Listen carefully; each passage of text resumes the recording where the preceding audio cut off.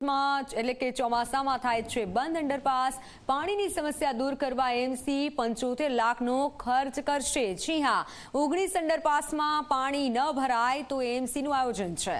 ચોમાસામાં એમસી તંત્ર મેનપાવર અને પંપ ભાડે લેશે।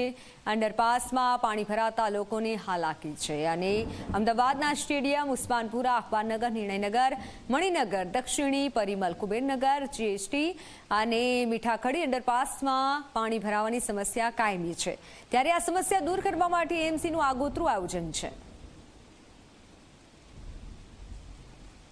અમદાવાદની અંદર જે અંડરપાસ છે એ લગભગ 10 અંડરપાસનું કામ પહેલાં મંજૂર કર્યું હતું। એની અંદર પંપો મૂકીને અને પાણી કાઢવા માટે, અને આજની જે કમિટી છે એની અંદર બીજા 9 અંડરપાસ એટલે ટોટલ લગભગ 19 અંડરપાસ છે એ પંપો મૂકીને અને પાણી કાઢવા માટેની વ્યવસ્થા કરી દીધી છે। એ કામ પૂર્ણ થઈ જશે।